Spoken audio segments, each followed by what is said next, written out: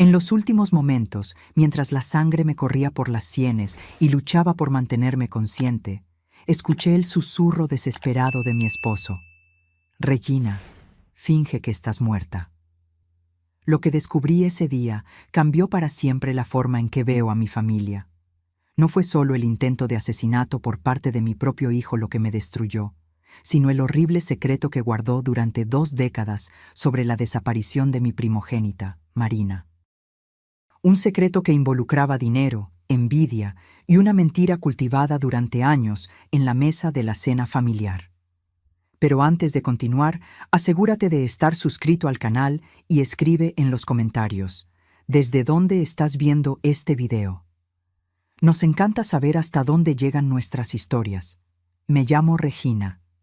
Tengo 58 años y, hasta hace 3 días, creía haber construido una vida perfecta junto a mi esposo, Augusto. Vivíamos en una casa de ladrillos a la vista, en un barrio tranquilo de Buenos Aires, donde el aroma del café se mezclaba con el sonido de los pájaros en las mañanas de domingo. Augusto trabajaba como contador en una oficina del centro, y yo daba clases de literatura en el colegio estatal. Nada glamoroso, pero éramos felices con la simplicidad.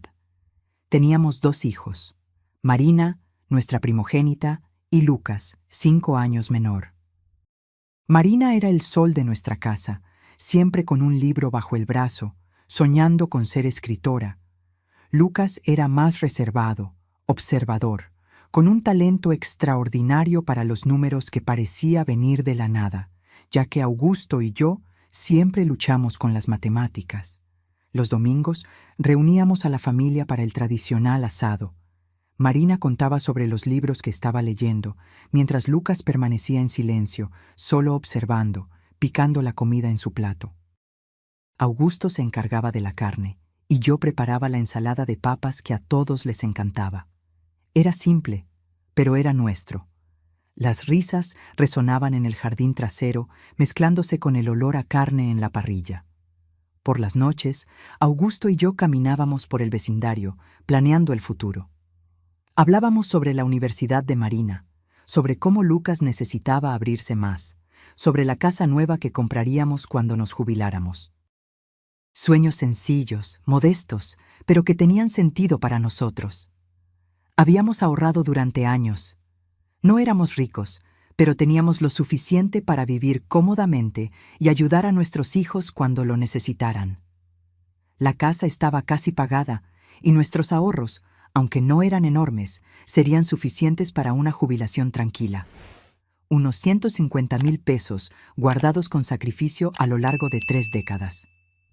Fue cuando Marina cumplió 20 años que todo comenzó a cambiar. Ella y Lucas empezaron a discutir con frecuencia. Los encontraba en el pasillo, susurrando irritados, y se callaban cuando yo aparecía. Cuando les preguntaba, Marina cambiaba de tema y Lucas simplemente se iba de la habitación. Augusto decía que solo era rivalidad entre hermanos, que pronto pasaría. Una noche fría de julio, hace exactamente 20 años, Marina no regresó a casa. Esperamos hasta las 11, luego hasta la medianoche, luego hasta las 2 de la mañana. Llamamos a sus amigos, a la policía, a los hospitales. Lucas estaba en su habitación, supuestamente estudiando para un examen de cálculo, pero noté algo extraño en su mirada cuando le pregunté si sabía dónde podría estar su hermana. «Debe estar con algún novio, mamá. Ya sabes cómo es», respondió sin levantar la vista del libro. Augusto salió con los vecinos a buscarla. Revisaron cada rincón del barrio, cada plaza, cada lugar que Marina solía frecuentar. Al amanecer, recibimos la noticia que destrozaría nuestras vidas. El cuerpo de Marina había sido encontrado en las orillas del Río de la Plata, cerca de la zona del puerto. La policía concluyó que fue un asalto que salió mal. No llevaba su bolso, ni documentos, ni el collar de plata que le habíamos regalado en su cumpleaños. Un crimen común en una gran ciudad. Nunca cuestioné esa versión porque no podía imaginar que la verdad pudiera ser aún más terrible. El funeral de Marina fue el día más oscuro de mi vida. Usé el único vestido negro que tenía, guardado para ocasiones formales. Nunca para algo así. Lucas permaneció a mi lado, extrañamente tranquilo para un chico de 15 años que acababa de perder a su hermana. Mientras yo me deshacía en lágrimas, él mantenía sus ojos fijos en el ataúd, sin una sola lágrima. En ese momento, pensé que era el shock, su manera de procesar el dolor. Augusto no se separó de mi lado durante todo el funeral, sosteniendo mi mano, apoyándome cuando mis piernas flaqueaban. «Vamos a superar esto juntos», me susurraba, aunque notaba una extraña vacilación en su voz, como si guardara algo que no podía contarme. Después de la muerte de Marina, Lucas cambió por completo. Se volvió más atento, más presente en casa. Comenzó a ayudarme en la cocina, a acompañar a su padre en las tareas de mantenimiento de la casa, a traerme pequeños regalos cuando me veía demasiado triste. Pensé que era su forma de lidiar con el luto, de llenar el vacío dejado por su hermana. Qué ingenua fui. Lo que en realidad estaba haciendo era construyendo una fachada perfecta para esconder el monstruo que crecía dentro de él. Los años pasaron, y el dolor por la pérdida de Marina nunca nos abandonó por completo, pero aprendimos a vivir con él. Lucas se graduó en economía, con honores. Consiguió un trabajo en un banco de inversión y parecía irle muy bien. Conoció a Vanessa, una chica encantadora de la Facultad de Marketing, y pronto se casaron. Tuvieron 2 hijos, Mateo y Clara, y por primera vez desde la muerte de Marina, sentí que la vida nos estaba dando una segunda oportunidad de felicidad. Vanessa me llamaba mamá y pasaba horas conmigo en la cocina aprendiendo recetas de la familia. Lucas abrió su propia consultora financiera y, aparentemente, estaba prosperando. Todo parecía perfecto de nuevo, pero ahora, postrada en esta cama de hospital con 3 costillas rotas y el sabor a sangre en la boca, entiendo que toda esa felicidad era una mentira cuidadosamente construida sobre el cadáver de mi hija. Los primeros indicios de que algo andaba mal comenzaron hace unos 8 meses, cuando Augusto y yo decidimos actualizar nuestro testamento. Ya habíamos pasado de los 55 años y necesitábamos organizar nuestros bienes. La casa, los ahorros, la pequeña finca que heredé de mis padres en las afueras. Fue Lucas quien sugirió que buscáramos un abogado.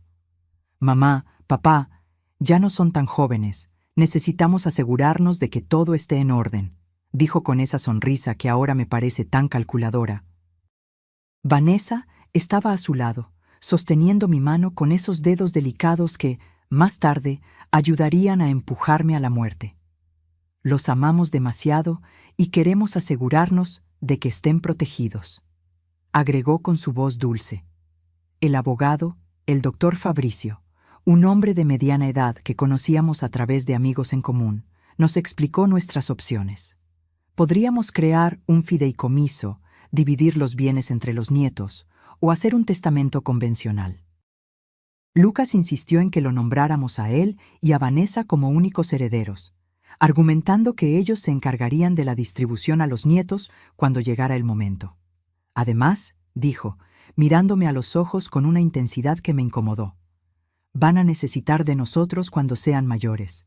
Es mejor que tengamos acceso a los recursos para cuidarlos adecuadamente. Algo en su tono me causó un malestar inexplicable, pero Augusto pareció convencido. Mi esposo, siempre tan práctico y confiado, aceptó la sugerencia sin mucha resistencia.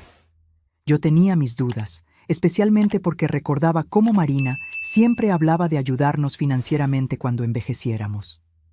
Marina tenía planes, sueños de cuidarnos, pero ya no estaba, y Lucas era nuestro único hijo vivo. Firmamos los documentos una tarde de miércoles. Recuerdo que Vanessa llevaba un vestido de flores y me dio un abrazo prolongado después de la ceremonia. Ahora somos oficialmente una familia para siempre, me susurró al oído.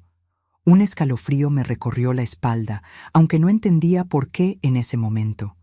Esa noche, mientras preparaba una sopa de verduras para la cena, no pude librarme de la sensación de que había cometido un grave error. Se lo comenté a Augusto, que estaba distraído leyendo el periódico en la mesa de la cocina.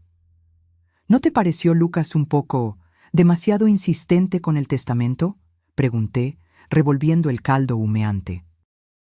«Solo está siendo práctico, Regina. Sabe de finanzas. Es su trabajo», respondió Augusto sin levantar la vista del periódico. Pero noté una tensión en sus hombros, algo que no concordaba con sus palabras despreocupadas. Las semanas siguientes fueron extrañas. Lucas y Vanessa comenzaron a visitarnos con más frecuencia. No solo para los almuerzos de domingo, sino en días aleatorios de la semana, siempre con sugerencias sobre cómo deberíamos administrar nuestro dinero, qué inversiones hacer, qué seguros de vida contratar. «Mamá, deberían vender esta casa», comentó Vanessa mientras examinaba nuestra sala de estar como si estuviera tasando una propiedad en venta. «Es demasiado grande para ustedes dos. Podríamos encontrarles un apartamento cómodo, más cerca de nuestra casa». Pero yo amaba nuestra casa. Cada rincón guardaba un recuerdo. La marca en la pared de la cocina donde medíamos la altura de Marina y Lucas cuando eran niños. El escalón que crujía en la escalera y que anunciaba cuando alguien bajaba por la noche. El rincón de lectura en el porche donde Marina pasaba horas devorando libros. No podía imaginar vivir en ningún otro lugar. Cuando lo expresé, vi un destello de irritación en los ojos de Lucas que me provocó un escalofrío. «Mamá, estás siendo irracional», dijo en un tono que nunca había usado conmigo antes. «Esta casa es enorme para 2 personas de su edad. Si uno de ustedes se cae por esas escaleras, puede ser fatal». Vanessa asintió vigorosamente. «Además, el mantenimiento debe costar una fortuna. Sería mucho más inteligente vender ahora, mientras el mercado inmobiliario está al alza».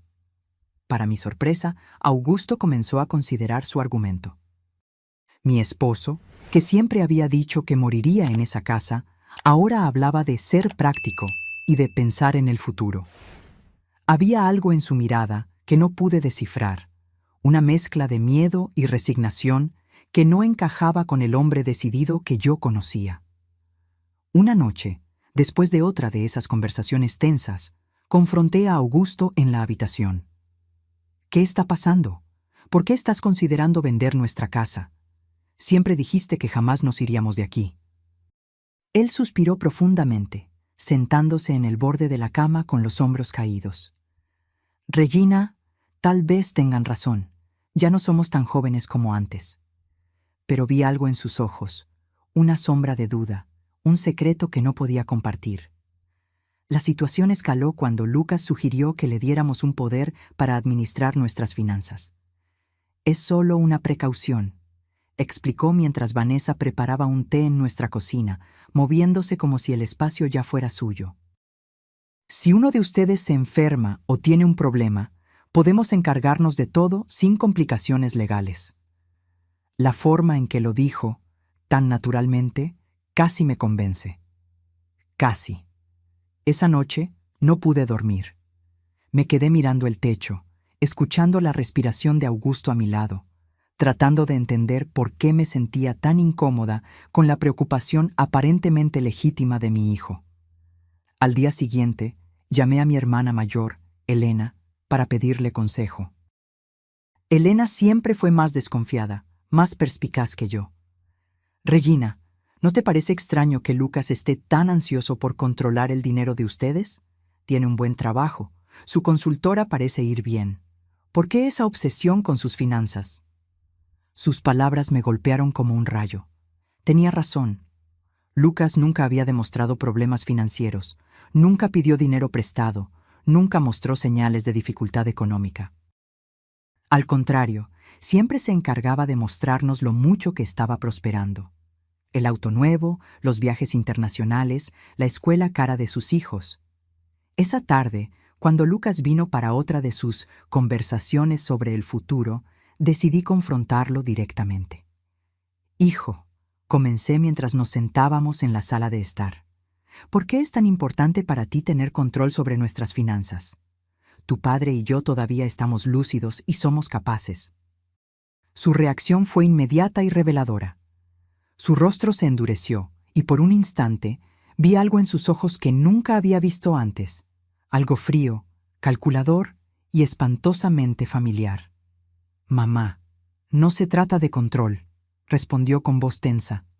Se trata de amor, cuidado y responsabilidad familiar. Pero la forma en que pronunció responsabilidad familiar sonó más como una amenaza que como una expresión de afecto. Esa noche, después de que Lucas y Vanessa se fueran, Augusto y yo tuvimos la primera discusión seria en años.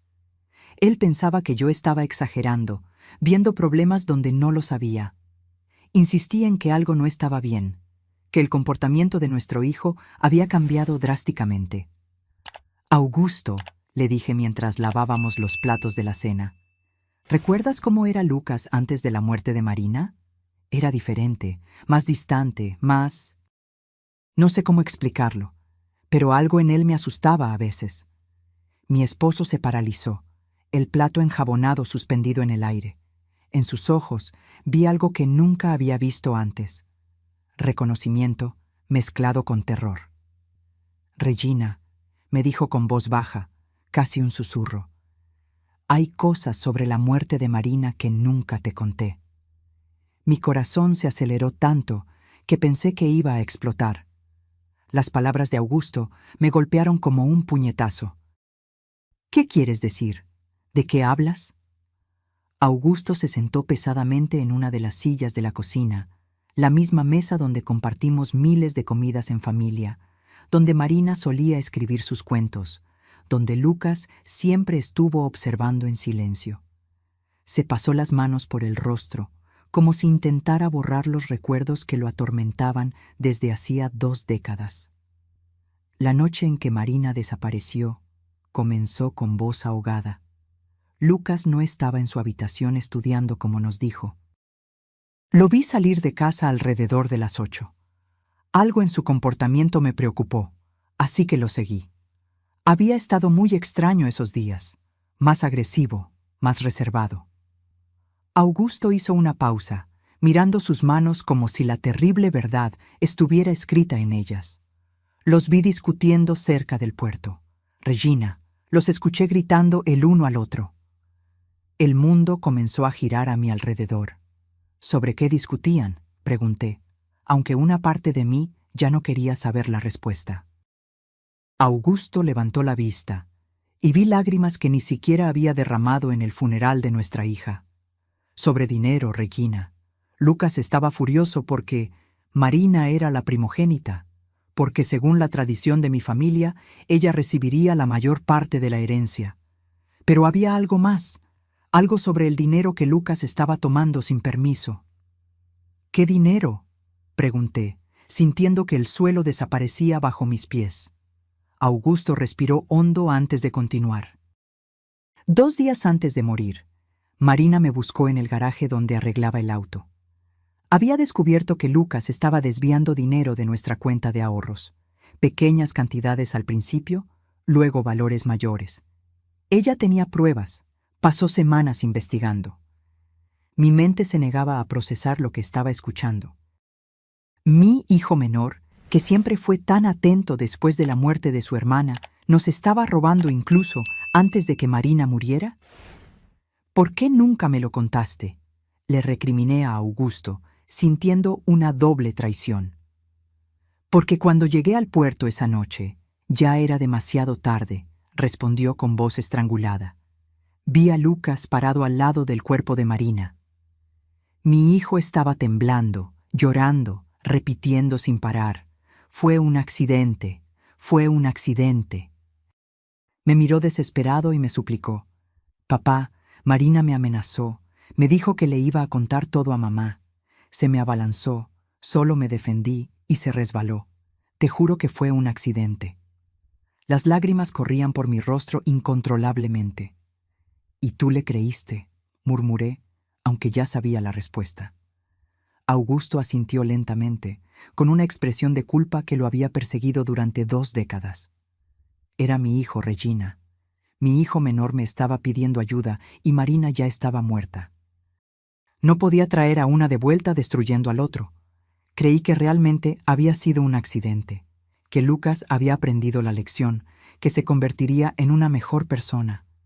¿Y el dinero robado?, pregunté, necesitando saber cada detalle de esta pesadilla. Lucas prometió que lo devolvería poco a poco. Juró que había sido una mala decisión, que estaba desesperado, que nunca volvería a hacer algo así. Pero nunca devolvió un solo centavo. De hecho, siguió tomando pequeñas cantidades que yo fingía no notar, porque confrontarlo significaría admitir que encubrí un asesinato. Me convertí en su cómplice, Regina. Cada vez que me quedé en silencio, cada vez que ignoré los retiros, me hacía más cómplice.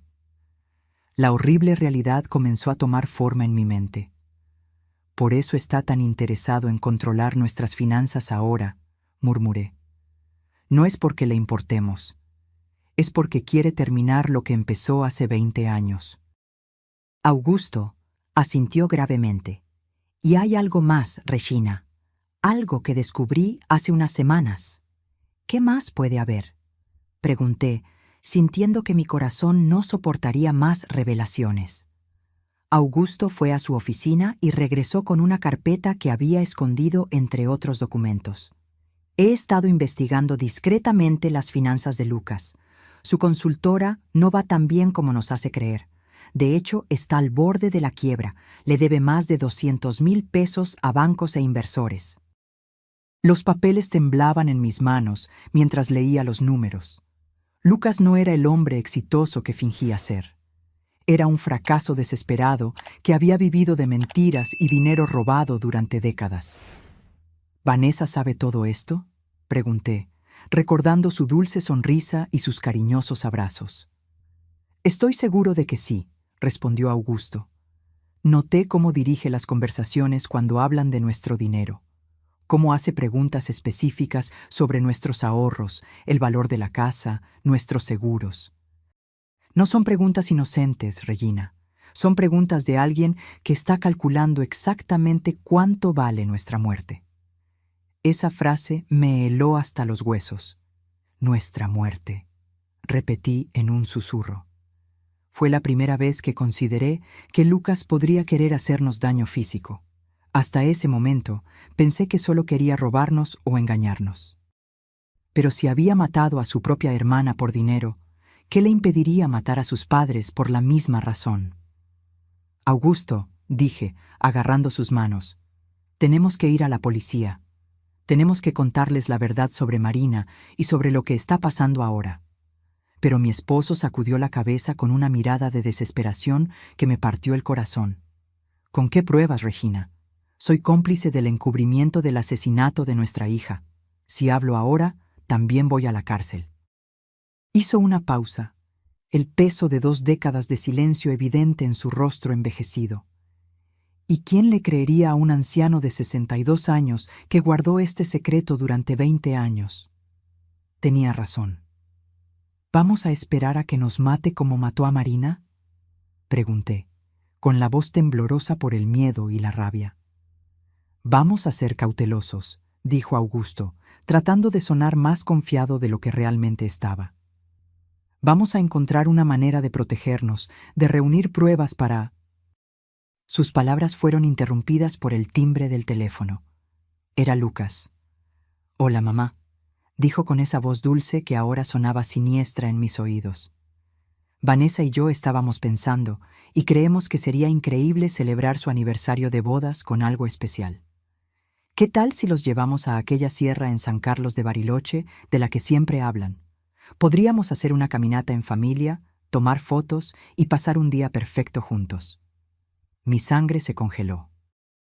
Miré a Augusto, que había escuchado la conversación en altavoz y tenía la misma expresión de terror. «Es una idea muy amable, hijo», logré responder con voz temblorosa. «Pero déjanos pensarlo y te devolvemos la llamada mañana». Después de colgar, Augusto y yo nos miramos en silencio, sabiendo que acabábamos de recibir una invitación a nuestra propia ejecución. «La sierra», murmuré. «Nos va a llevar a la sierra para matarnos y hacer que parezca un accidente, igual que hizo con Marina en el puerto». Augusto asintió gravemente.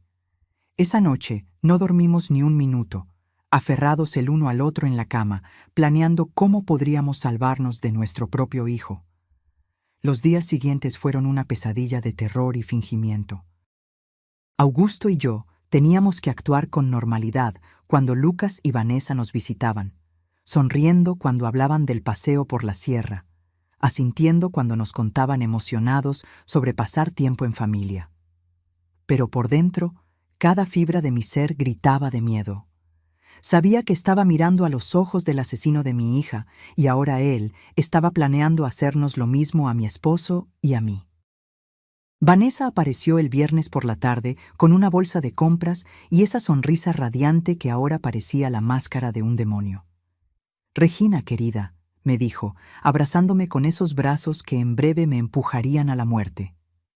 Compré algunas provisiones para nuestra aventura en la sierra, sándwiches, agua, frutas, todo lo que necesitamos para el picnic. Me mostró el contenido de la bolsa como una niña entusiasmada, pero yo solo podía pensar en cómo cada uno de esos artículos se usaría para encubrir nuestro asesinato. También traje mi cámara nueva, agregó, sacando una costosa cámara digital de su bolso. Quiero capturar cada momento de este día especial. Serán fotos que atesoraremos para siempre. La ironía de sus palabras me dio náuseas. La única foto que tomaría sería la de nuestros cuerpos destrozados en el fondo de algún precipicio. Lucas llegó poco después cargando una mochila de senderismo de aspecto nuevo. «Papá», le dijo a Augusto con entusiasmo forzado, «compré todo el equipo necesario para una caminata segura. Cuerdas, linternas, botiquín de primeros auxilios». Cada palabra sonaba como una burla cruel. Equipo de seguridad para planear nuestros asesinatos. La perversidad de la situación me mareó. «¿No es un poco peligroso para personas de nuestra edad?», pregunté, tratando de sonar casual mientras buscaba cualquier excusa para cancelar el viaje. Vanessa me acarició el rostro con esa falsa ternura que me revolvía el estómago. «Por eso elegimos un sendero muy tranquilo y seguro», me aseguró. «Es una caminata que hasta los niños pueden hacer. Además, Lucas y yo estaremos allí para cuidarlos todo el tiempo». Sí, ellos estarían allí para cuidarnos hasta el momento exacto en que decidieran empujarnos por un acantilado. Esa noche, cuando finalmente se fueron, Augusto y yo nos sentamos en la sala, temblando no solo por el frío, sino por el terror absoluto que habíamos contenido durante horas. «No podemos ir», le dije, agarrando sus manos. «Simplemente no podemos. Inventaremos alguna excusa». «Si no vamos», respondió Augusto con voz grave, «encontrarán otra manera de matarnos. Tal vez algo que parezca aún más accidental, como una fuga de gas o un incendio en la casa. Al menos en la sierra, sabemos lo que van a intentar hacer». Sus palabras tenían una lógica terrible que no me consolaba en absoluto. «Entonces, ¿qué sugieres?», pregunté, desesperada por encontrar alguna solución que salvara nuestras vidas. Augusto se quedó pensativo por unos minutos antes de responder. «Iremos, pero estaremos preparados. Esconderé mi teléfono y lo configuraré para que grabe todo. Si logramos sobrevivir, tendremos pruebas. Si no...» Su voz se quebró. «Al menos alguien sabrá la verdad». La mañana del sábado apenas pudimos tocar el desayuno. Sabíamos que podría ser nuestra última comida juntos en nuestra casa, en esa cocina donde compartimos tantos momentos felices cuando éramos una familia de verdad. Augusto revisó su testamento una vez más, asegurándose de que, si algo nos sucedía, Lucas no obtendría todo sin que hubiera algún registro de nuestras sospechas. «Escribí una carta», me confesó, sacando un sobre sellado de la gaveta de su escritorio. «Está dirigida a tu hermana Elena. En ella explico todo lo que sabemos sobre la muerte de Marina y lo que creemos que Lucas planea hacernos. La escondí en la caja de recuerdos del ático. Si no volvemos de este paseo, al menos ella sabrá dónde buscar la verdad». El sábado amaneció con un cielo azul despejado que parecía burlarse de nuestra situación. Lucas llegó temprano, silbando una melodía alegre que me heló la sangre. «Buenos días, tortolitos», gritó desde la puerta principal. «¿Listos para la gran aventura?». Vanessa apareció justo detrás de él, radiante como una novia el día de su boda, excepto que esta era una boda con la muerte. Durante el desayuno, que apenas pudimos comer, Lucas nos explicó el itinerario que seguiríamos con todo detalle. «Es un sendero precioso», dijo, extendiendo un mapa sobre la mesa. «Lleva a un mirador desde donde se puede ver todo el valle. Dicen que las vistas son espectaculares». Sus ojos brillaban con un entusiasmo que me parecía demoníaco. Por supuesto, las vistas serían espectaculares. Serían las últimas que veríamos en nuestras vidas.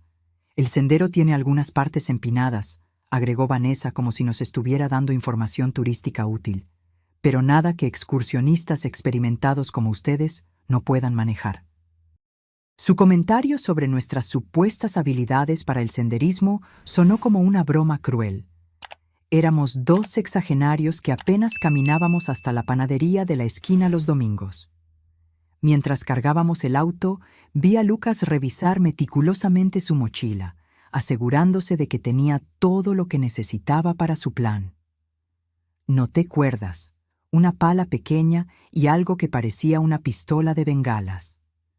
«¿Para qué es eso?», pregunté, señalando el arma.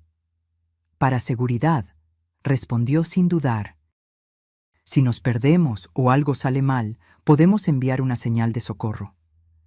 Claro, ellos enviarían una señal de socorro después de empujarnos por un acantilado, para que nuestros cuerpos pudieran ser encontrados y el trágico accidente durante un paseo familiar fuera confirmado. Todo estaba calculado. Cada detalle planeado para que nuestros asesinatos parecieran perfectamente naturales. El viaje en auto hasta la sierra duró casi 2 horas que se sintieron como una eternidad. Vanessa puso música alegre y cantaba junto a las canciones como si de verdad estuviéramos yendo a un divertido paseo familiar. Lucas conducía con cuidado, obedeciendo todos los límites de velocidad, deteniéndose en cada señal de alto. No quería arriesgarse a un accidente que arruinara sus planes perfectos. Durante el viaje, Augusto discretamente tomó mi mano y me mostró que había activado la grabación en su teléfono. Todo lo que sucediera a partir de ese momento quedaría registrado. Si lográbamos sobrevivir, tendríamos pruebas. Si no, al menos la verdad no moriría con nosotros. Cuando finalmente llegamos al inicio del sendero, mi corazón latía tan fuerte que pensé que iba a reventar mi pecho. El lugar era deslumbrante, con altos pinos y el sonido de un arroyo cercano. Pero para mí se había convertido en el escenario de mi propia ejecución. Lucas y Vanessa sacaron sus mochilas del baúl, sonriendo y bromeando como si fuera el día más feliz de sus vidas. «¿Listos para la aventura?», preguntó Lucas con un entusiasmo que me hizo temblar. Y por primera vez en 20 años vi en sus ojos el mismo brillo frío que debió tener la noche en que mató a Marina. El sendero comenzó relativamente fácil, serpenteando entre árboles imponentes y rocas cubiertas de musgo. Vanessa caminaba delante de nosotros, tomando fotos constantemente y comentando sobre la belleza del paisaje.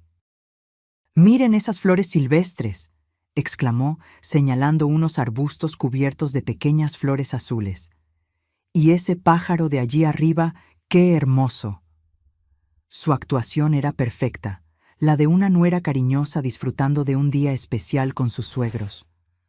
Lucas caminaba detrás de nosotros, supuestamente para asegurarse de que no nos quedáramos atrás, pero yo podía sentir sus ojos en nuestras espaldas como puñales. Cada vez que me volteaba para mirarlo, él sonreía con esa sonrisa que había perfeccionado a lo largo de 20 años de mentiras. «¿Cómo se sienten, mamá y papá?», preguntaba con falsa preocupación. «¿Necesitan detenerse a descansar?». Después de 1 hora de caminata, comenzamos a subir por una parte más empinada del sendero. Mis piernas ya pesaban como plomo y Augusto respiraba con dificultad. No estábamos acostumbrados a este tipo de ejercicio y nuestros hijos asesinos lo sabían perfectamente.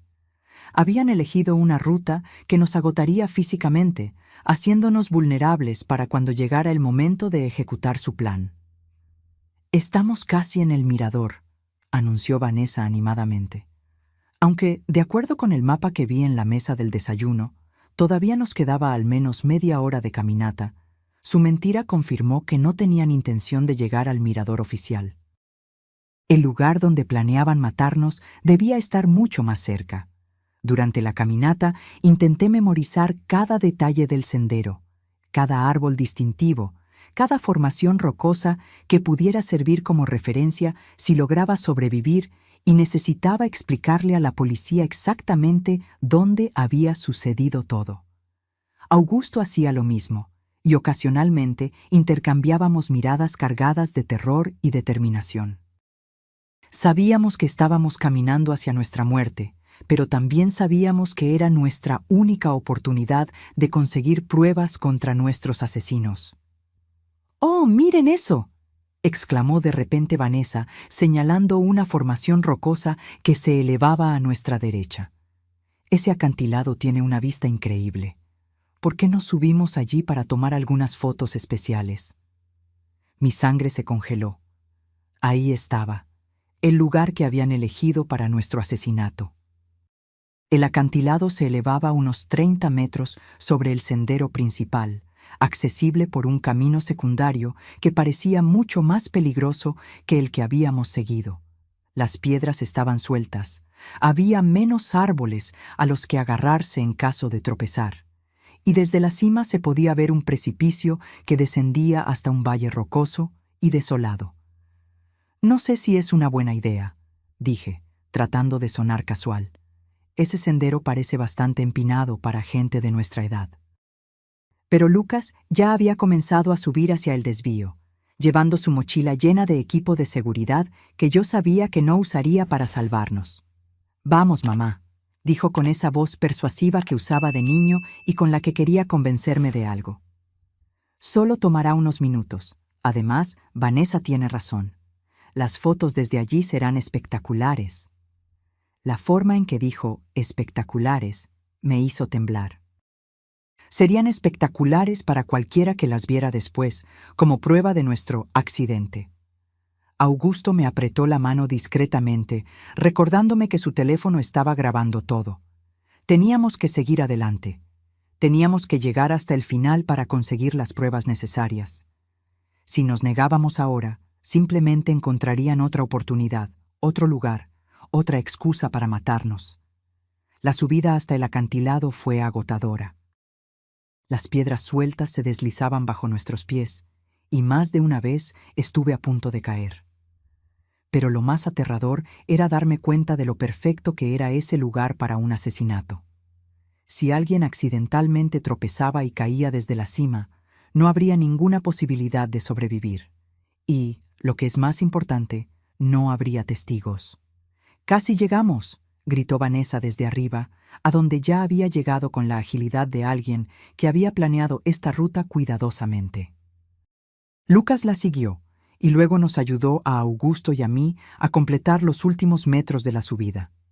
Sus manos en mis brazos se sintieron como las garras de un depredador. El mirador era realmente impresionante. Desde allí se podía ver todo el valle, las montañas a lo lejos y el río serpenteando entre árboles centenarios. En cualquier otra circunstancia, habría sido un momento hermoso para compartir en familia. Pero sabiendo lo que yo sabía, el lugar me pareció el escenario perfecto para una pesadilla. «¡Vengan aquí para las fotos!», exclamó Vanessa, posicionándose cerca del borde del acantilado. «Quiero el valle al fondo». Augusto y yo nos acercamos lentamente, cada paso llevándonos más cerca de nuestro destino final. Pude ver a Lucas posicionándose estratégicamente detrás de nosotros, calculando ángulos, midiendo distancias. «Perfecto», dijo Vanessa, levantando su cámara. «Ahora, abrácense y sonrían». Augusto y yo nos abrazamos, probablemente por última vez, mientras ella tomaba foto tras foto. Cada destello de la cámara parecía un relámpago que anunciaba la tormenta que estaba a punto de llegar. «Una más», sugirió Lucas, acercándose a nosotros. «Pero esta vez, den un paso atrás para que el paisaje se vea mejor». Un paso atrás significaba estar exactamente en el borde del precipicio. Augusto y yo intercambiamos una mirada. La hora había llegado.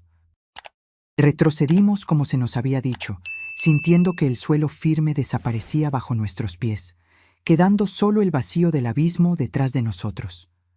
Vanessa levantó la cámara una vez más, pero esta vez vi algo diferente en sus ojos.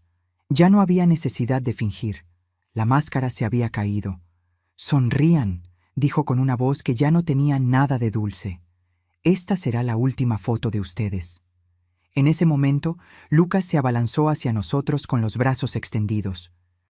El plan era simple: empujarnos hacia atrás para que cayéramos al vacío, tomar algunas fotos del accidente y luego bajar a encontrar nuestros cuerpos destrozados. Pero Augusto se había preparado para este momento. En el último segundo, logró agarrar la muñeca de Lucas y tirar de él hacia adelante. «Si vamos a morir, tú vienes con nosotros», gritó con una furia que nunca había visto en él antes. Por un momento, los cuatro estábamos tambaleándonos en el borde del acantilado, sosteniéndonos unos a otros en una danza macabra entre la vida y la muerte. Vanessa gritó e intentó ayudar a Lucas, pero el peso de todos nosotros era demasiado. Sentí que el suelo cedía bajo mis pies. Sentí que la gravedad comenzaba a ganar la batalla.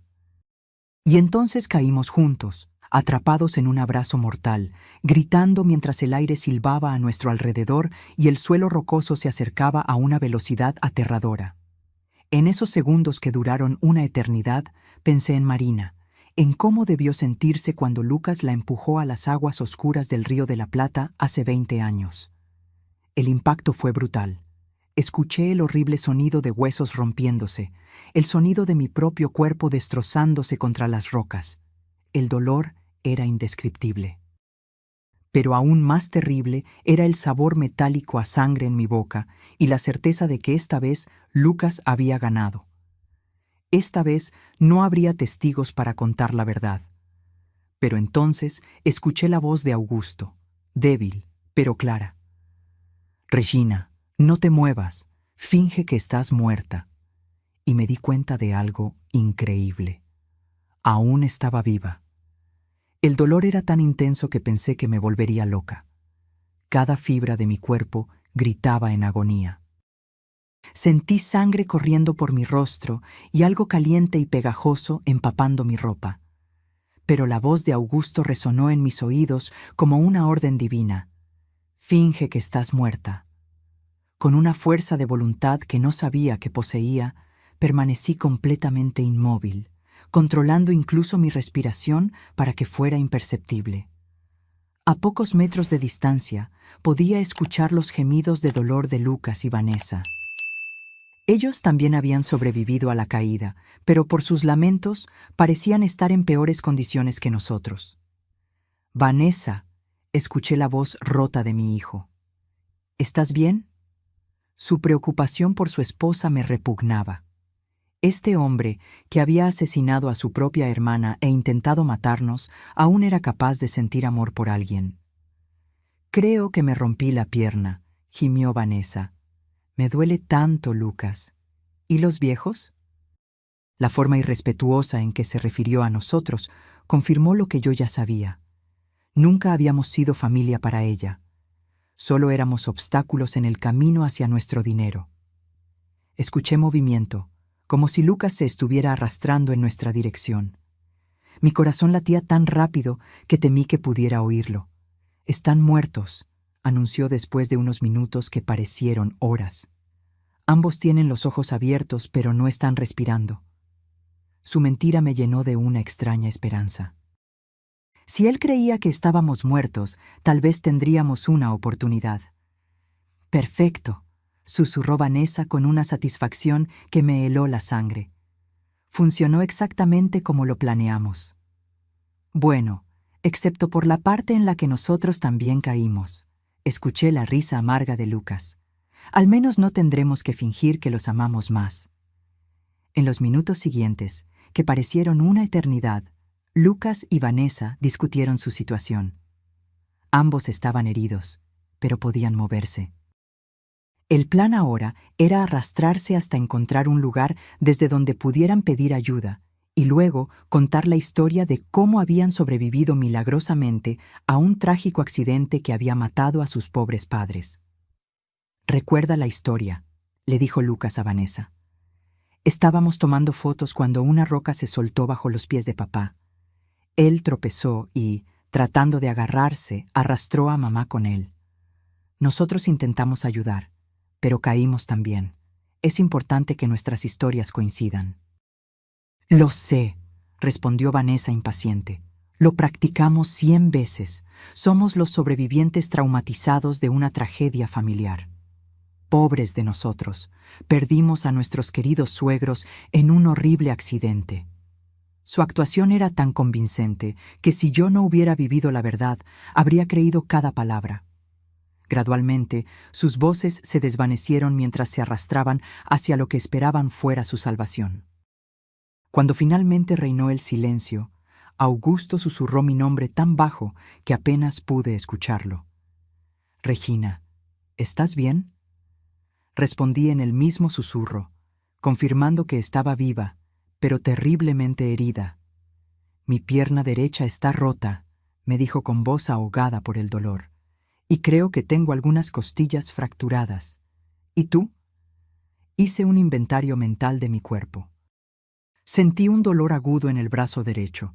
Mi cabeza palpitaba como si alguien la estuviera martillando, y definitivamente algo andaba mal con mi hombro, pero estaba viva, y eso era más de lo que había esperado. «Estamos mal, pero vivos», susurré. «¿El teléfono sigue grabando?». «Sí», confirmó Augusto, «pero no hay señal aquí abajo». Esa fue la parte más aterradora de nuestra situación. Estábamos vivos, pero atrapados en el fondo de un valle, heridos y sin manera de comunicarnos con el mundo exterior. Si nadie venía a buscarnos, moriríamos allí lentamente de sed, hambre o por nuestras heridas. «Augusto», susurré, «antes de que sea demasiado tarde, necesito que me cuentes todo lo que realmente sucedió la noche en que Marina murió». Mi esposo suspiró profundamente, como si hubiera estado esperando este momento durante 20 años. «Esa noche», comenzó con voz temblorosa, «Marina vino a buscarme al garaje. Estaba furiosa. Tenía papeles en las manos, extractos bancarios. Me mostró pruebas de que Lucas había estado robando dinero de nuestras cuentas durante meses. Pequeñas cantidades al principio, luego sumas mayores. Marina había notado discrepancias cuando nos ayudó a organizar los impuestos y empezó a investigar.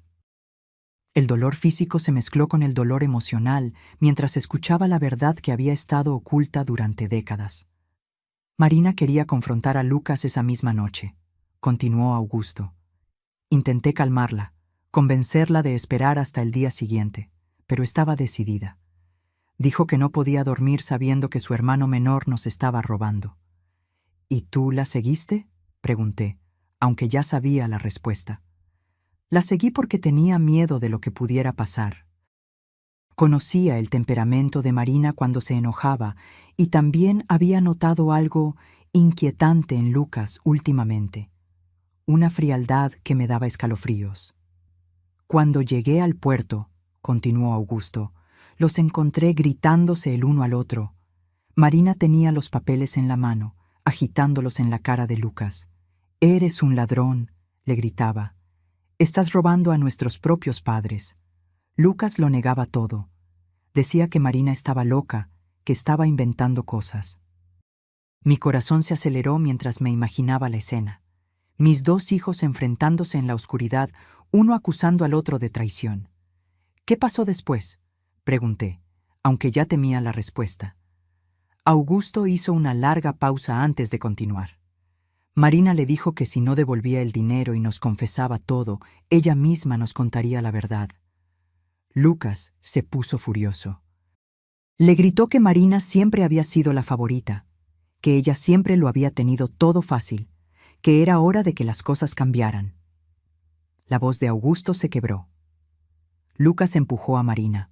No fue un accidente, la empujó con todas sus fuerzas, deliberadamente. Vi a Marina tratando de mantener el equilibrio. Vi sus brazos agitándose desesperadamente, buscando algo a lo que agarrarse. Pero era demasiado tarde. Cayó a las aguas oscuras del Río de la Plata. Las lágrimas corrían por mi rostro, mezclándose con la sangre de mis heridas. «¿Por qué nunca me contaste la verdad?», pregunté, sintiendo el peso de 20 años de mentiras. Augusto suspiró profundamente. Porque cuando llegué a donde estaba Lucas, él lloraba, temblaba, me decía una y otra vez que había sido un accidente, que no había tenido la intención de lastimarla. Me suplicó que no te dijera nada, que no podía perderte a ti también. Pero sabías que era mentira, murmuré con el corazón roto. Sí, pero era mi hijo, Regina, mi único hijo sobreviviente. ¿Cómo podía entregarlo a la policía? ¿Cómo podía destruir lo que quedaba de nuestra familia? Su justificación me hirió tanto como mis lesiones físicas. ¿Y el dinero robado? Lucas prometió que lo devolvería poco a poco. Juró que había sido una mala decisión, que estaba desesperado, que nunca volvería a suceder. Pero nunca devolvió un solo centavo. De hecho, siguió robando, y yo me quedé callado, porque cada día que pasaba me hacía más cómplice de su crimen. Justo en ese momento, escuchamos voces a lo lejos. Lucas y Vanessa habían logrado encontrar ayuda. Pronto, los equipos de rescate estarían allí, y nuestros hijos asesinos interpretarían el papel de sus vidas. Los sobrevivientes traumatizados de una tragedia familiar. Las voces se hicieron cada vez más cercanas, acompañadas por el sonido de helicópteros sobrevolando la zona. El equipo de rescate había llegado, y con ellos llegó el momento más crucial de nuestras vidas. Augusto y yo teníamos que tomar una decisión en cuestión de minutos. Debíamos seguir fingiendo que estábamos muertos hasta encontrar la oportunidad perfecta para revelar la verdad, o arriesgarnos a ser rescatados junto con nuestros asesinos. «Regina», susurró Augusto con urgencia. El teléfono grabó todo lo que pasó allí arriba. Tenemos la confesión de Vanessa sobre el plan. Tenemos a Lucas admitiendo que somos obstáculos. Tenemos todo. Pero si nos encuentran vivos ahora, pueden destruir las pruebas antes de que logremos entregarlas a las autoridades. Tenía razón. Si Lucas y Vanessa se daban cuenta de que habíamos sobrevivido y escuchado sus confesiones, encontrarían una forma de silenciarnos para siempre. Esta vez no sería un accidente. Sería algo mucho más directo y definitivo. Teníamos que esperar el momento perfecto. «Están aquí abajo», gritó la voz de Lucas desde arriba. «Mis padres, por favor, apúrense». Su actuación era perfecta, su voz rota por el dolor y la desesperación. Si yo no conociera la verdad, habría creído que era un hijo devastado por la pérdida de sus padres. «Señor, mantenga la calma», respondió una voz autoritaria, probablemente del jefe del equipo de rescate. «Bajaremos para evaluarlos. ¿Usted y su esposa pueden moverse?» Escuché el sonido de cuerdas y equipo siendo preparado para el descenso. Vanessa había perfeccionado su papel como la nuera afligida. «No puedo creer que esto haya pasado», sollozó. «Estábamos tomando fotos, tan felices. Todo sucedió tan rápido. Una roca se soltó y cayeron». Cada palabra era como una puñalada en mi corazón, porque yo sabía que ella repetiría esa misma historia a la policía, a la prensa, a cualquiera que quisiera escuchar su versión de los hechos. Los socorristas comenzaron a bajar. Podía escuchar sus voces acercándose, el sonido de sus botas contra la roca, el tintineo de su equipo. Augusto me apretó la mano discretamente, recordándome que teníamos que mantener la farsa, pasara lo que pasara. «¡Están aquí!», gritó uno de los socorristas al encontrarnos. «Tenemos a 2 personas en el fondo del valle». Se acercó a nosotros y comenzó a examinarnos. Mantuve mis ojos cerrados y mi respiración tan superficial que era casi imperceptible.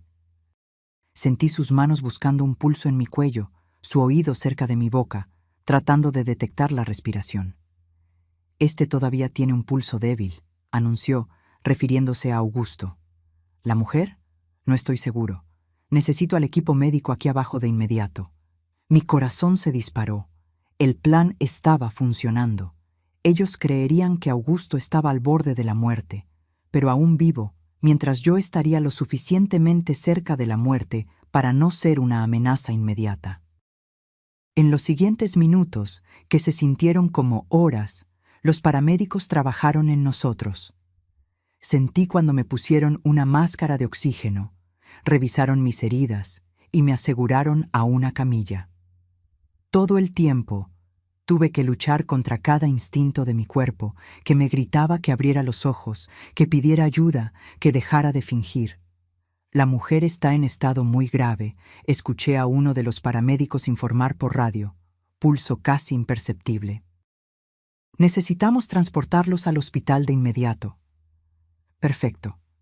Nos llevarían al hospital, donde tendríamos la oportunidad de hablar con las autoridades sin que Lucas y Vanessa pudieran silenciarnos. Durante el ascenso en las camillas, pude escuchar los sollozos teatrales de Vanessa y las palabras de consuelo que los socorristas le ofrecían a ella y a Lucas. Fueron muy valientes al sobrevivir a esto, alguien les dijo. Es un milagro que estén relativamente bien. Si supieran que el verdadero milagro era que Augusto y yo estábamos vivos para contar la verdad. En el helicóptero médico, mientras volábamos hacia el hospital, pude sentir la presencia de Augusto en la camilla a mi lado. Los paramédicos estaban enfocados en mantenerlo estable, y por sus conversaciones entendí que estaba en estado crítico. Sus heridas eran más graves que las mías, y por un momento terrible, temí que pudiera morir antes de que tuviéramos la oportunidad de revelar la verdad. Señora, escuché a uno de los paramédicos decirme, si puede oírme, aguante, estaremos en el hospital en pocos minutos. Su voz era gentil, llena de una compasión genuina que contrastaba dramáticamente con la falsedad que había escuchado de mi propia familia. Cuando llegamos al hospital, el caos fue inmediato. Médicos y enfermeras corrían de un lado a otro, gritando órdenes médicas que yo no entendía. Fui llevada directamente a una sala de emergencias donde comenzaron a trabajar en mis heridas. Tenía que seguir fingiendo que estaba inconsciente, pero también necesitaba encontrar una manera de comunicarme con alguien en quien pudiera confiar. Doctora, escuché a una enfermera decir, los signos vitales de ella son extraños. El pulso está más fuerte de lo que esperaríamos para alguien en su supuesta condición. Mi corazón se saltó un latido. Me habían descubierto. Era tan mala actriz que mi propio cuerpo me estaba traicionando. Murmuró la doctora. A veces sucede en casos de trauma extremo. El cuerpo tiene formas misteriosas de aferrarse a la vida. Vamos a monitorearla de cerca. La señora... Bueno, las próximas horas serán cruciales. Vanessa hizo un sonido que supuestamente era un sollozo de dolor, pero para mí sonó como un suspiro de alivio. ¿Podemos verlos?, preguntó Lucas. Solo por un momento. Necesitamos despedirnos por si acaso. La doctora accedió, y pronto escuché pasos acercándose a mi cama. Fue el momento más peligroso de todos. Tenía que convencer a mi hijo asesino de que realmente estaba muriendo. Sentí la presencia de Lucas junto a mi cama. Su mano tocó la mía, y fue todo lo que pude hacer para no apartarla. «Mamá», susurró, «si puedes oírme, quiero que sepas que te amo. Siento mucho que esto haya sucedido». Sus palabras eran miel envenenada, dulces en la superficie, pero mortales en su esencia. Vanessa se acercó desde el otro lado. «Regina, querida», murmuró, «has sido como una madre para mí. Nunca te olvidaremos». Mentira. La única razón por la que no me olvidarían era porque tendrían que vivir con el conocimiento de que me habían asesinado. Pero entonces, Lucas se inclinó más cerca de mi oído y susurró algo que me heló la sangre. «Espero que hayas aprendido la lección, mamá. Nunca debiste hacer tantas preguntas sobre nuestras finanzas. Algunas verdades es mejor dejarlas enterradas, igual que a Marina». En ese momento, supe que nuestro plan había funcionado.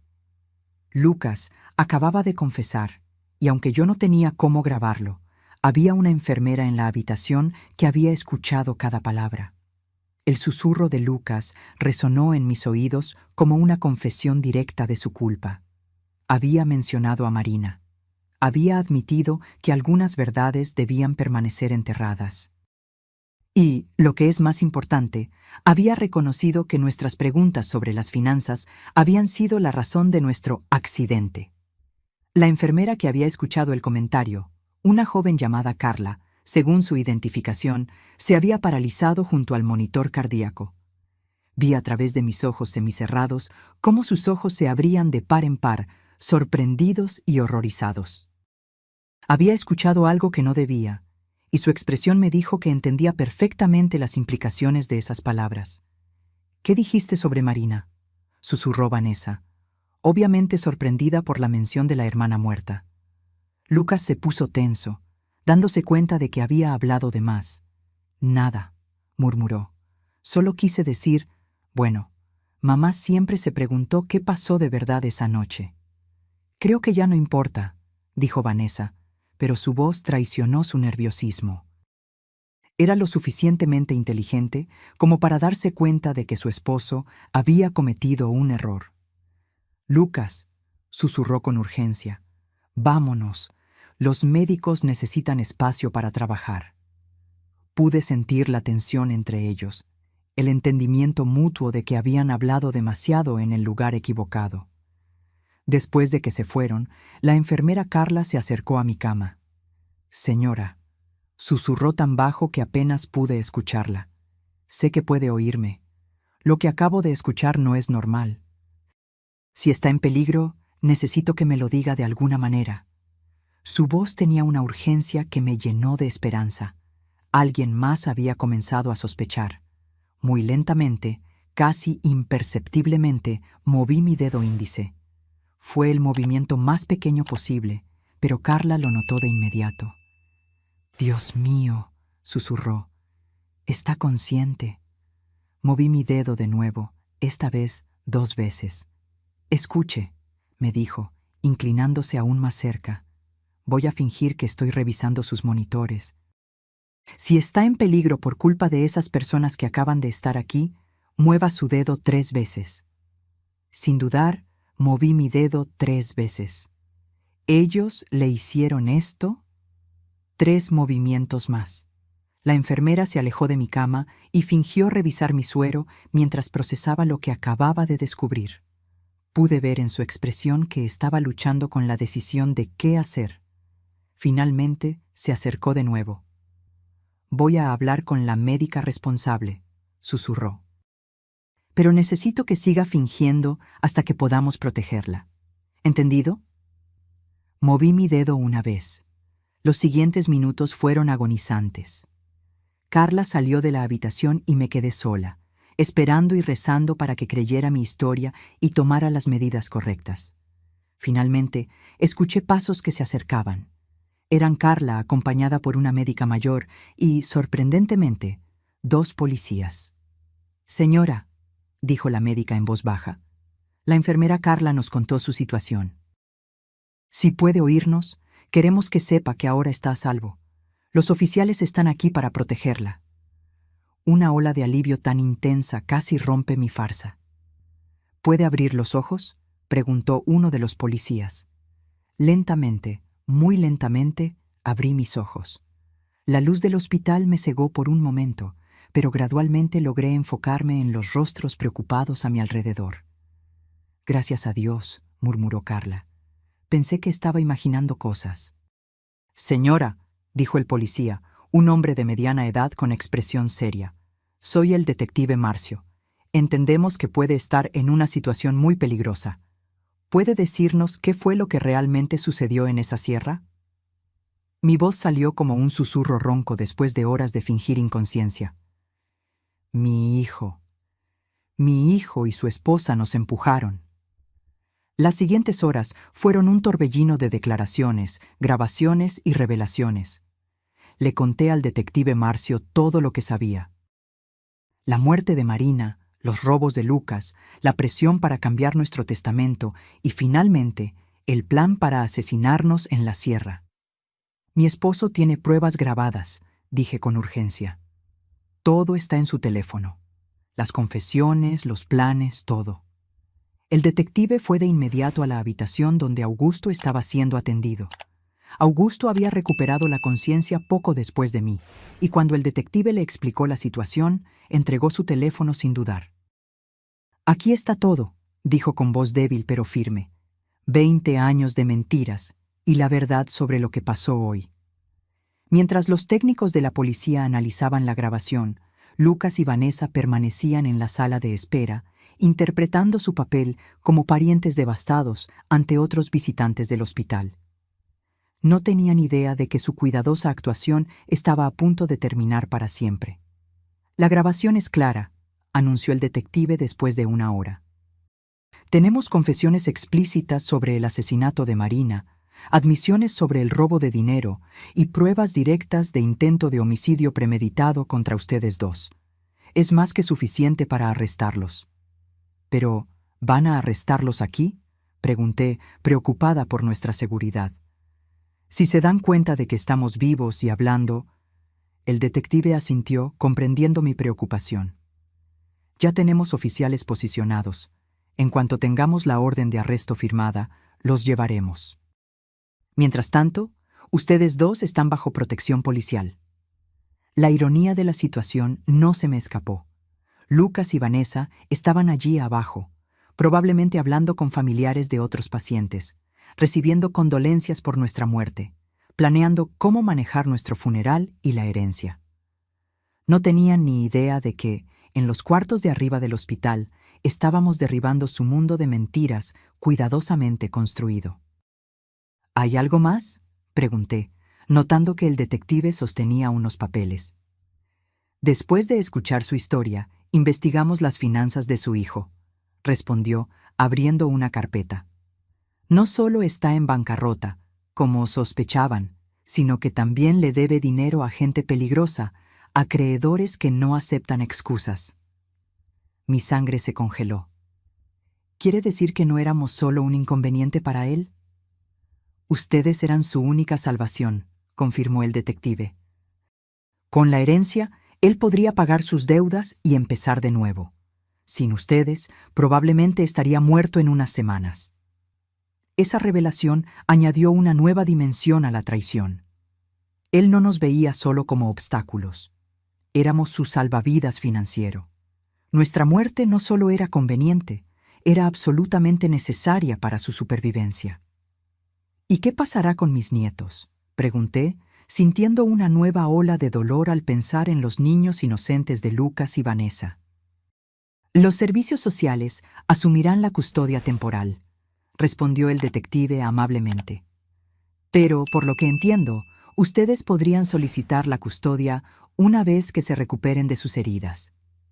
La idea de criar a los hijos de nuestros propios asesinos era abrumadora, pero también era la única manera de asegurar que algo bueno saliera de esta pesadilla. Esos niños eran inocentes y merecían la oportunidad de crecer en un hogar donde el amor fuera real, no fingido. «Es hora», anunció el detective cuando un oficial entró en la habitación con los papeles en la mano. «Las órdenes están firmadas. Vamos a arrestarlos ahora». Por la ventana de mi habitación que daba al estacionamiento del hospital, pude ver a los policías posicionándose discretamente. El momento que había esperado durante 20 años finalmente había llegado. «Lucas y Vanessa Olivera», escuché la voz firme del oficial a cargo por la radio de la policía. «Están arrestados por el asesinato de Marina Olivera y por intento de homicidio de Regina y Augusto Olivera». El silencio que siguió fue ensordecedor. Luego, la voz histérica de Vanessa. «¿De qué están hablando? Nosotros somos las víctimas aquí. Nuestros padres murieron en un terrible accidente». «Señora», respondió el oficial con calma, «sus suegros están vivos y han proporcionado pruebas completas de sus crímenes». Hubo un momento de silencio absoluto, seguido de un grito desesperado de Lucas. «¡Eso es imposible! ¡Los vimos morir! ¡Estaban muertos!». Su confesión involuntaria fue capturada por las grabadoras de la policía, agregando otra pieza de evidencia al caso. Por la radio, escuché a Vanessa comenzar a culpar a Lucas. «Todo fue idea suya. Yo no quería hacer nada de esto. Él me obligó». Y Lucas, en su desesperación, gritó: «Tú fuiste quien sugirió el acantilado. Tú planeaste todo esto. En cuestión de minutos, la alianza que había durado años se desmoronó mientras cada uno intentaba salvar su propio pellejo. El detective Marcio regresó a mi habitación 1 hora después con una expresión de satisfacción mezclada con tristeza. Están arrestados y camino a la comisaría, me informó. Ambos se están culpando mutuamente, lo que solo fortalece nuestro caso. Pero hay algo más que necesito decirles. ¿Qué más?, pregunté, aunque no estaba segura de que mi corazón pudiera soportar más revelaciones. Durante el arresto, encontramos esto en la mochila de su hijo, dijo, mostrándome una pequeña grabadora digital. Aparentemente, había estado grabando sus conversaciones con usted y su esposo en las últimas semanas, probablemente buscando pruebas de que ustedes sospechaban algo. Mi sangre se congeló. ¿Qué significa eso? El detective suspiró. Significa que él sabía que ustedes estaban empezando a descubrir la verdad. El viaje a la sierra no fue una decisión espontánea. Fue una respuesta directa a sus sospechas. En una de las grabaciones se puede oír claramente a Vanessa diciendo: «Tenemos que actuar rápido antes de que vayan a la policía». La profundidad de la planificación y la frialdad del cálculo me dejaron sin aliento. No solo planearon matarnos. Habían estado monitoreando nuestras conversaciones, evaluando el nivel de peligro que representábamos para ellos. Éramos ratones en un laberinto, y ellos eran los científicos que observaban cada uno de nuestros movimientos. «Hay algo más», continuó el detective, «que encontramos en la investigación de sus finanzas. Su hijo no solo le debía dinero a acreedores peligrosos, sino que también había falsificado su firma en varios documentos, intentando acceder a sus cuentas bancarias. Si hubieran muerto en esa sierra, él habría tenido acceso inmediato a todos sus recursos». Cada nueva revelación era como otra puñalada. Mi propio hijo no solo había planeado asesinarme, sino que había estado robándome activamente, falsificando mi firma y violando cada principio de confianza familiar que yo había intentado inculcarle. «¿Cuánto dinero robó en total?», pregunté, aunque no estaba segura de si quería saber. «Unos 80,000 pesos en los últimos 5 años», respondió el detective. «Pequeñas cantidades que pensó que ustedes no notarían, pero que sumadas totalizan una fortuna. El dinero que Augusto y yo habíamos ahorrado durante décadas de arduo trabajo, peso a peso, había estado financiando la vida lujosa de nuestro hijo mientras él planeaba nuestro asesinato. Los días siguientes en el hospital fueron un torbellino de entrevistas con la policía, visitas de abogados y llamadas de periodistas que se habían enterado de la historia. La prensa local había titulado el caso como «la traición familiar más brutal de la década». Reporteros de todo el país querían escuchar nuestra versión de los hechos. Mi hermana Elena llegó desde Córdoba llorando y abrazándome como si no me hubiera visto en décadas. «Regina», repetía entre sollozos. «Siempre supe que había algo raro en Lucas después de la muerte de Marina, pero nunca imaginé que fuera capaz de esto». Sus palabras me consolaron porque confirmaron que mis instintos maternos no habían sido completamente ciegos. «¿Y los niños?», pregunté sobre mis nietos que ahora estaban bajo la custodia temporal de los servicios sociales. «Los visité ayer», respondió Elena con tristeza. «Están confundidos, preguntando por qué sus padres no pueden volver a casa. Son muy pequeños para entender lo que realmente pasó». El abogado que contratamos, el doctor Vinicius, vino a visitarnos con noticias sobre el proceso legal. «El caso es sólido», nos aseguró. «Con las grabaciones, las confesiones durante el arresto y todas las pruebas financieras, es casi imposible que escapen de condenas significativas». El juicio comenzó 6 meses después. El día que tuve que testificar, miré a Lucas directamente a los ojos por primera vez desde el arresto. No vi remordimiento ni dolor. No vi al hijo que había criado. Vi a un extraño frío y calculador que se había disfrazado de mi hijo durante décadas. Cuando terminé mi testimonio, después de relatar cada detalle horrible de nuestra experiencia, me dirigí a él directamente desde el estrado de los testigos. «Lucas», No sé quién eres, pero ya no eres mi hijo. Mi hijo murió la noche que mataste a Marina, y lo que ha estado viviendo en su lugar durante 20 años es un monstruo que yo, sin saberlo, ayudé a criar. El jurado deliberó solo por 2 días antes de declarar a Lucas culpable de homicidio en primer grado por la muerte de Marina y de intento de homicidio agravado por lo que nos hizo a nosotros. Vanessa recibió la misma condena como cómplice. Ambos fueron sentenciados a 30 años de prisión. Ahora, 1 año después, Augusto y yo iniciamos el proceso para adoptar formalmente a nuestros nietos, Mateo y Clara. Son niños hermosos e inocentes que merecen la oportunidad de crecer conociendo lo que es el amor verdadero, no el amor manipulador y tóxico que recibieron de sus padres biológicos. Todas las noches, cuando acuesto a los niños, les cuento historias sobre su tía Marina, a quien nunca conocieron. Cómo amaba los libros, cómo soñaba con ser escritora, cómo su sonrisa iluminaba la casa.